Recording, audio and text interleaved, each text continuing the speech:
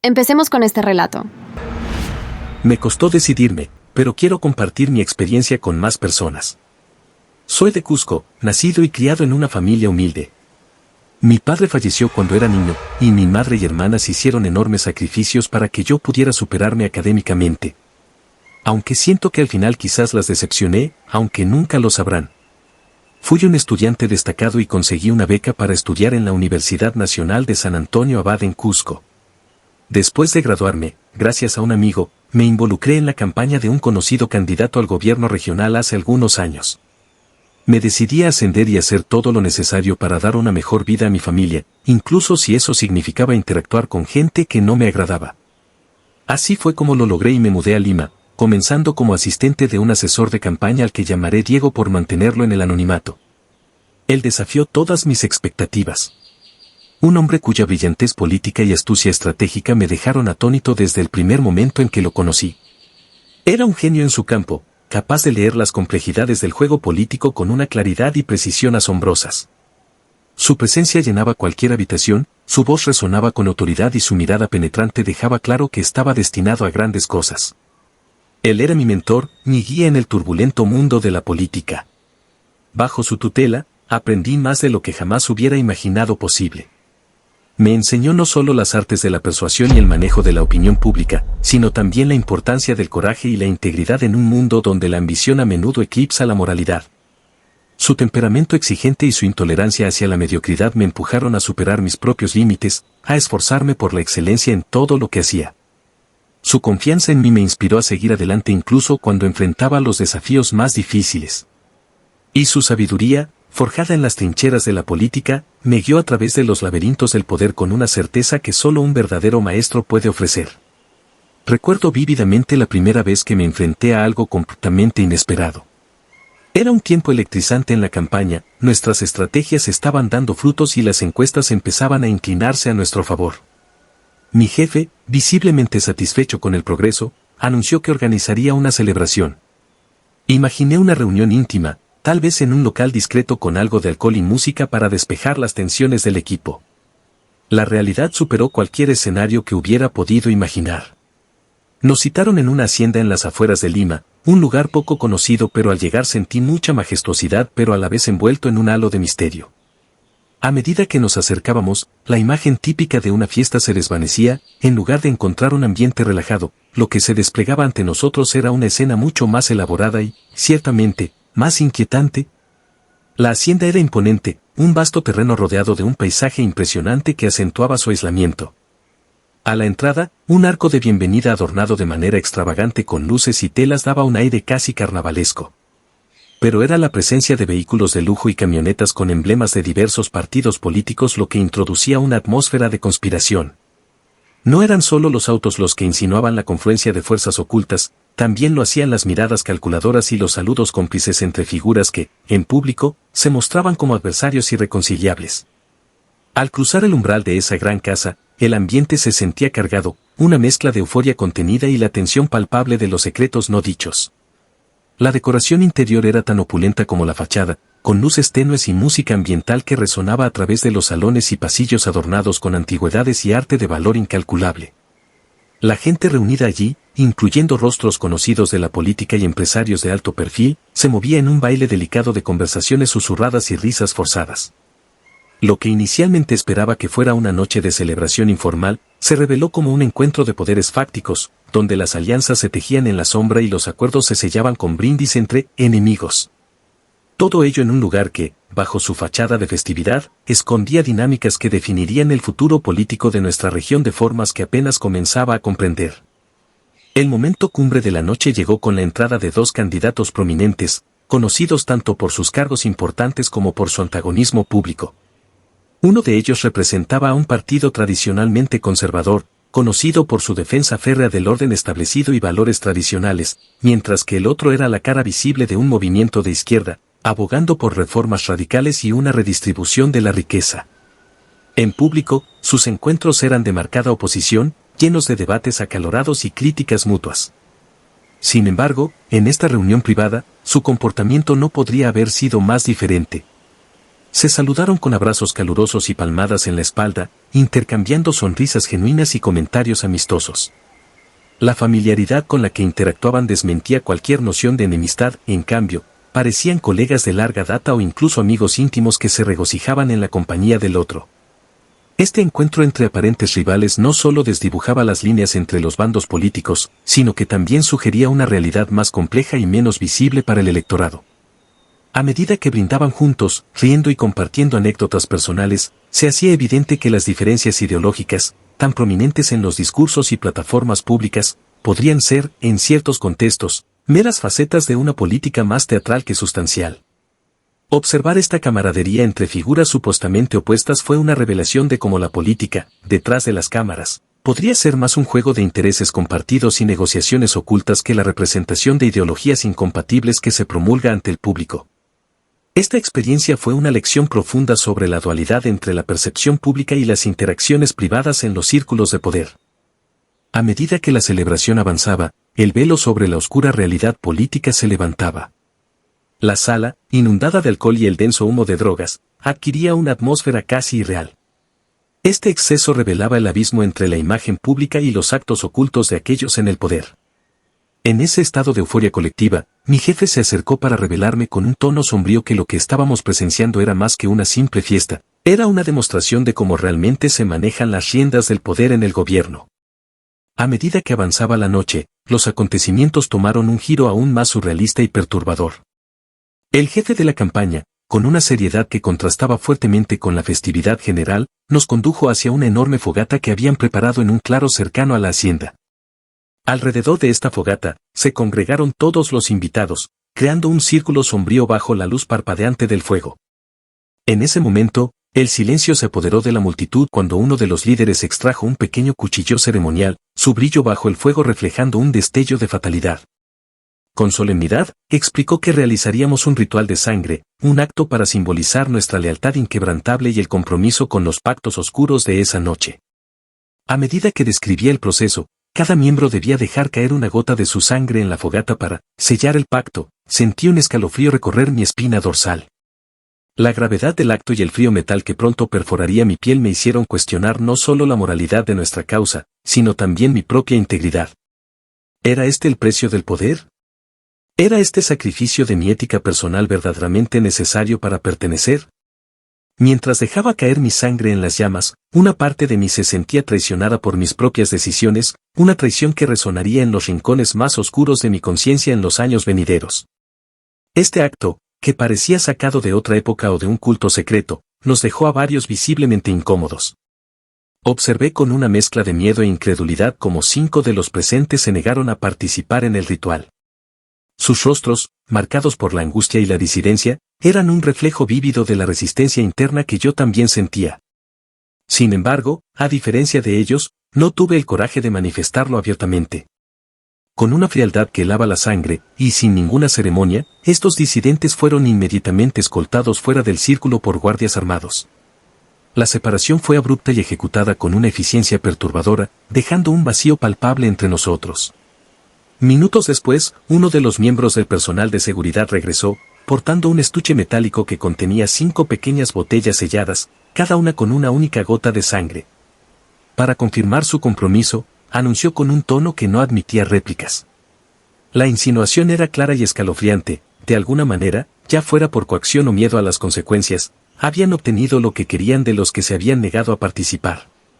Esta revelación me dejó atónito. ¿Habrían esas 5 personas cedido bajo presión, o era todo parte de una manipulación más oscura? Aunque una parte de mí quería creer en su resistencia, ese pensamiento parecía cada vez más descabellado en el contexto de poder y dominación que nos envolvía. Deseaba creer que su integridad había prevalecido, pero la realidad que se presentaba ante mis ojos sugería lo contrario. La duda y la sospecha envenenaban mi pensamiento, revelando la profundidad de la corrupción y el control que se escondía tras las fachadas de poder. La decisión de participar no fue fácil para mí, sin embargo, impulsado por el miedo y la presión de mi jefe, quien insistió en que debíamos integrarnos completamente en las actividades, aunque parecieran irracionales o alarmantes, decidí ceder. Mi mano temblaba mientras dejaba caer mi sangre en el fuego, y una sensación de terror me recorrió al pensar en las posibles consecuencias de negarme. Al terminar el ritual y mientras la fiesta llegaba a su fin, una imagen inquietante capturó mi atención y solidificó mis peores temores. Vi como varios hombres, posiblemente de seguridad, cargaban cuidadosamente 5 bolsas negras hacia un vehículo oscuro estacionado detrás de la hacienda. El contorno y el tamaño de las bolsas dejaban poco a la imaginación sobre su posible contenido. La piel se me erizó al pensar que aquellas bolsas podrían contener los cuerpos de las personas que se habían negado a participar en el ritual. Esta experiencia fue un despertar brutal y definitivo a la realidad de la política a niveles que nunca había imaginado. No solo pude ver la profundidad con la que estas figuras de poder se sumergen en sus juegos políticos, sino también la seriedad con la que manejan cada movimiento, como un gran jugador de ajedrez calculando varios pasos adelante, sin dejar nada al azar. Sin embargo, lo que más me sacudió fue la disposición de estos líderes para preservar su estatus y control a cualquier costo. Estaban dispuestos a cruzar cualquier límite, incluso aquellos que amenazaban la integridad o la vida de otros. En la penumbra de esa noche, vi cómo la obediencia se forzaba no a través de la persuasión o el mérito, sino mediante la coerción y el miedo. Los rituales, las sanciones a los disidentes, y la ostentosa demostración de poder no eran meras tradiciones o espectáculos, eran herramientas calculadas para infundir temor y asegurar el silencio absoluto. La sombra de amenazas no dichas colgaba sobre nosotros, tan tangible como el humo de las antorchas que iluminaban la escena. Este entendimiento me golpeó con un peso abrumador. Comprendí que las decisiones que se tomaban en esos círculos cerrados tenían repercusiones que iban más allá de las salas de conferencias y los discursos políticos. Afectaban vidas, moldeaban sociedades y dirigían el curso de la historia, todo en manos de individuos que no dudaban en usar cualquier medio necesario para mantener su poder. La magnitud de tal revelación cambió irrevocablemente mi visión del mundo y mi lugar dentro de él. Ya no podía ver la política como un mero intercambio de ideologías o estrategias, la veía como un campo de batalla donde las almas eran tanto las armas como las apuestas. Conforme avanzaba mi carrera y mi integración en el círculo íntimo de la campaña, fui invitado a participar en reuniones cada vez más exclusivas y secretas. Una de las más memorables tuvo lugar en Estados Unidos, una convocatoria que congregó a figuras políticas de alto nivel de diversos países. Este evento se desarrolló en un lujoso hotel, específicamente en el Penthouse, cuyo acceso estaba estrictamente controlado y vigilado. Aquí, el ambiente era decididamente más formal y calculado que en cualquier evento previo al que había asistido. La reunión se llevó a cabo en una sala que irradiaba una elegancia discreta, pero imponente, decorada con paneles de madera oscura y tapices que contaban historias de poder y conquista. Alrededor de una larga mesa ovalada, se sentaron figuras cuya influencia resonaba en los titulares de todo el mundo, líderes actuales y pasados de varias naciones, junto con personalidades influyentes de la política global. Sin embargo, lo que realmente me dejó perplejo no fue solo el calibre de estos titanes de la política, sino la manera en que se desarrollaba el encuentro. La dirección de la conversación estaba en manos de personas que, hasta ese momento, eran completos desconocidos para mí. No portaban insignias de poder convencionales ni eran figuras públicas reconocibles. Sin embargo, su control sobre la reunión era indiscutible. Hablaban con una autoridad que parecía emanar no de cargos electos o títulos heredados, sino de un poder profundo y oculto. Estas figuras dirigían los debates y moderaban las discusiones con una precisión que dejaba poco espacio para la improvisación o el desacuerdo. Sus intervenciones eran concisas y, a menudo, terminantes, cortando cualquier divergencia antes de que pudiera evolucionar.